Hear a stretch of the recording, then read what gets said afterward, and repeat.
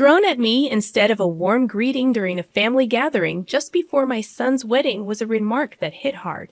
In front of me, a baguette from an upscale French restaurant rested on a glass plate, a symbol of unexpected humiliation served by my son's fiancée. I had raised my son, Christopher, on my own, and never did I imagine such a moment of degradation. As a 55-year-old housewife named So, widowed early in life, I had dedicated myself to nurturing Christopher. This year, he turned 25, graduated from college, and secured a job, becoming the pride of my life. Despite his success, he chose to continue living with me in the house left by his late father. I cherished the idea of spending more time with him. However, my world took an unexpected turn when Christopher revealed he had a girlfriend and intended to marry her. Initially shocked, I soon embraced the news with genuine joy, expressing my happiness at his growth. Christopher, still living with me, promised to bring her home soon, but the opportunity didn't materialize. Curiosity and anticipation built up in me, and when I finally asked about her, Christopher shared some details. Her name was Roy, 4 years older than him, and she worked as a tutor from a family of teachers. The revelation surprised me, and I wondered about their relationship, but I patiently waited to meet her. Time passed, and 2 months went by without a meeting. The absence of Roy started feeling intentional. Fate intervened when, by chance, I overheard a conversation during lunch. Seated back-to-back with a woman, she complained loudly about her upcoming family meeting before the wedding. Intrigued, I listened as she expressed a deliberate intention to delay meeting the family, wanting to test Christopher's commitment to their relationship and prove he was not a mama's boy. The unexpected encounter left me contemplating the dynamics at play, realizing that fate could be both intriguing and frightening. She said it, and I nearly turned around. Christopher's name echoed in the air, causing a slight dizziness. Her friend's advice to Roy, "You need to be more humble," confirmed the woman loudly discussing her future mother-in-law was none other than Christopher's fiancée. Holding my coffee cup, my hand trembled, and my friend, sensing my distress, asked if I was okay. I mechanically ate the recommended dessert, my mind fixated on escaping that place as quickly as possible. Unaware of my presence, Roy continued her complaints about her fiancé's family. She belittled the concept of a single mother family, comparing it to her supposedly superior educational background. Roy labeled me a clinging mother and spoke about making Christopher abandon me after the wedding. Fear overwhelmed any anger I felt. The conflict between mother-in-law and daughter-in-law had begun prematurely. Even before the family meeting before the wedding, Roy showcased her disdain. Yet, she was the woman Christopher chose. I tried to reassure myself that there must be something wonderful about her. Back home, I attempted to calm my nerves, resolving not to tell Christopher about this incident. Alone, I stopped pushing him about the family meeting. I knew she had no intention of attending, and I refused to continuously be looked down upon by being too accommodating. Christopher sensed my change of heart, but didn't press further. "It's okay if you're busy, whenever it's convenient for you," I told him, trying to ease his burden. The wedding plans between Christopher and Roy seemed to progress faster than the family meeting. Spotting a wedding venue brochure on the living room table, I realized the countdown had begun. I contemplated speaking up about the wrong order of things but refrained for my son's sake. Making a fuss would lead to accusations of being unable to let go or being a mama's boy, faceless accusations that would upset me. Christopher was crucial to me, but he was an independent adult. I had refrained from interfering more than necessary, demonstrating my tolerance. One morning, Christopher abruptly announced a family meeting with the parents-in-law. They had reserved a fancy French restaurant, and he wanted me to come. The meeting was scheduled in 2 days, a sudden announcement that left me a bit irritated.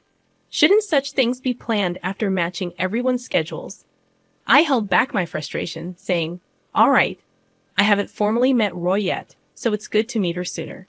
Christopher apologized for the sudden plan, but in my mind, It was Roy and her family who should be apologizing, not him. I reassured him that it's fine. On the day of the family meeting, Christopher and I arrived at the designated upscale French restaurant. I felt a bit nervous, it being my first time at such a fancy place. Christopher chuckled, acknowledging the nerve-wracking atmosphere. As we gave our name to the staff, we were guided to a private room where Roy's family had already gathered.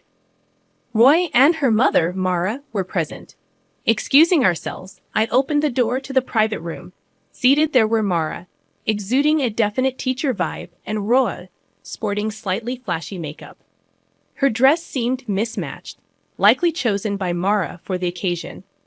Roy and Mara remained silent until I finished my greetings, their scrutiny palpable as if evaluating me as a lesser presence. Christopher, familiar with Mara, greeted her with "long time no see." Mara chuckled, mentioning she had been looking forward to meeting the famous mother, a slight sting in her mention of single mother. Suppressing any reaction, I played it down, emphasizing Christopher's inexperience and suggesting they take care of him. Mara, contentedly nodding, maintained an air of superiority. Her demeanor hinted at how she might treat her students and their parents, an attitude I wouldn't desire for my child. She invited me to sit, yet Roy hadn't greeted me. With reluctance, I initiated conversation, prompting Roy to respond with a mocking snort, deeming repetition inefficient. Her arrogant remark stirred anger within me, but I restrained my temper. She was the woman Christopher had chosen. I feigned calmness, acknowledging her comment with forced civility, though I felt close to my limit. Mara informed us that Roy's father would be late due to work, suggesting we proceed without him. Roy then made a seemingly innocent comment to Christopher, insinuating his lack of exposure to such lavish food due to his past poverty. Christopher, unfazed, went along with her comment. I always knew Christopher to be kind and patient, but this situation seemed beyond that. Concerns about how he navigated society started to creep in. Was he possibly being taken advantage of? A parental worry nagged at me. Ignoring the odd expressions from Roy and Mara, I suggested we enjoy the feast.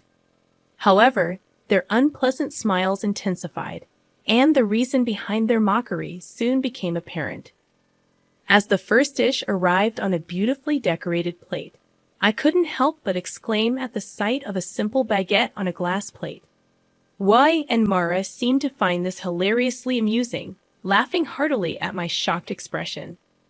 It turned out that the owner of the upscale French restaurant was Mara's brother, and they had collaborated to ridicule me. "The pour that suits you best," Roy said, openly mocking me. Christopher, seemingly pale, and I were left in disbelief. Trying to contain my anger, I muttered about how this supposedly suited a poor person like me. Roy misinterpreted my reaction, thinking I was crying. Dismissing it, she laughed even harder. Surprisingly, Mara, who might be expected to scold Roy, only said, "Oh dear, Roy," without any intention of reprimanding her. I couldn't bear the idea of such individuals becoming part of my family. Just as I raised my bowed head, Roy's father entered, apologizing for being late. Witnessing the baguette situation, he seemed taken aback. Roy proudly explained that she had the baguette prepared, thinking I, raised in poverty, hadn't experienced such cuisine.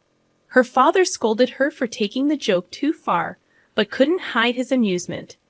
The thought of them becoming my family was unbearable. As the father turned pale, I looked up and recognized him. Cedric, the principal of a private high school where I had been facing difficulties. I expressed my surprise, and he exclaimed in shock, revealing that he had become the principal 3 years ago. Instead of dwelling on educational policies, I couldn't resist suggesting he pay more attention to education at home, especially considering the insult from his daughter, something I vowed never to forget. I said, staring down at him. He had always berated me, claiming that a single mother couldn't be a principal. He had spread rumors that I couldn't properly educate my own child. Roy, realizing the impact of her actions, seemed taken aback. Marcia trembled, lost for words. I looked at each member of Roy's family and slowly bit into the baguette. The sound of meat crunching echoed in the room. Delicious, as expected of a high-end French restaurant's baguette. How about it, Cedric? I'd offered, smiling as I held out the glass plate with the baguette. His hand trembled amusingly as he took it. Don't get the wrong idea. I'd always separate work and personal life. Your dismissal has always been a topic at the board meetings. I was the one opposing it. Without rivalry, there's no momentum for reform. But your role ends here, I declared, giving him a final warning. In fact, I had evidence of him accepting bribes during admissions, manipulating interviews, and enjoying a luxurious life with that money. I was still deciding whether to pursue criminal charges, but if he left the school quietly, I was willing to let it go. Christopher, let's go home. She may be this kind of lady, but can you still see her as a marriage partner? I won't stop you if you choose her, I said to Christopher, whose gaze was fixed on the baguette Cedric held out to him. Roy, with a strange smile, whispered, "You'll marry me, right?" Thinking that marrying him was her only way to save Cedric's position, her pleading eyes turned to him. He looked down, gripping his hands on his knees. The engagement is off. This marriage is as if it never happened, he declared. It's just a joke. I didn't mean to mock you. It's a joke, Christopher. You're so stiff. Roy desperately tried to cover up. If that wasn't mockery, then what was it? I was amazed that she couldn't come up with a better excuse. He looked at Roy with an unexpectedly cold gaze. Roy, you've been given a lot by your parents, education, and love. But I believe I received even more from my mom. Seeing her work was cool. She's still cool, he declared. He could never forgive her for mocking me and expressed pity for the students she was teaching. I wouldn't want to be taught by someone like her. I heard bad rumors about you but chose to believe otherwise. You betrayed that trust, he said, causing tears to stream down Roy's face. She seemed to finally understand the irreversible damage done. Wait. You're joking about the breakup, right? I bragged about getting married to my friends. I can't break it off. It's embarrassing, she pleaded tearfully. What's most necessary for you now is to reflect on how things came to this. We probably won't see each other again, but I hope you grow, I said. As Christopher and I were about to leave the private room, Cedric grabbed his shoulder to stop him. Christopher shook off his hand as if it were something filthy. I've been patient, but let me say this clearly. What's wrong with being raised by a single mother? Did you see Roy's vulgar behavior? Raised by respectable parents. You should be more ashamed, he said firmly. Cedric had no response and looked down in shame. Roy's cries echoed in the private room as we left the restaurant. The moment we stepped outside, we heard Cedric's angry voice, probably yelling at Roy. Christopher, you need to be more discerning in choosing women. When I said that, he scratched his head and mumbled, It's embarrassing. Apparently, Roy had aggressively pursued him, and Christopher, who tends to be easily swayed, fell into that situation. It was clear that Roy saw an opportunity in him. Regardless, I expressed relief that everything came to light before the marriage as we headed home. The engagement ended amicably.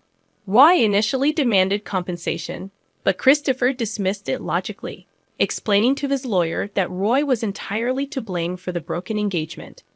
The compensation demand was dropped, and when threatened with a lawsuit, Roy quickly backed down. Perhaps her parents advised her not to escalate the situation further. Though I usually keep work and personal life separate, Cedric had to leave the school due to the bribery issue during admissions becoming public.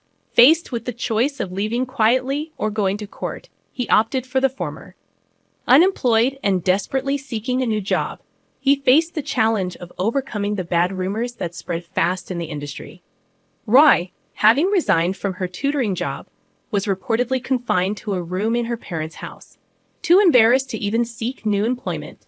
Marcia, burdened with 2 unemployed adults, was allegedly preparing for divorce, as she couldn't maintain her previous luxurious lifestyle. She wanted to use her earnings solely for herself, citing that as her reason for divorce. A logical decision, perhaps, but one that led to the family's downfall. While I feel a bit sorry for her, I believe it's her responsibility. Sometimes after the incident, I felt genuinely happy for the first time in a while. Christopher introduced me to a wonderful woman, a single mother working at the same place as him. She has a daughter about to turn 3, and it seems she was the one who lifted Christopher's spirits after the broken engagement with Roy. She is bright and sunny, and her daughter is fond of Christopher. Despite the roundabout journey, I am slightly relieved that Christopher seems to be on his way to building a happy family. Maybe despite the challenges, I'll even become a grandmother.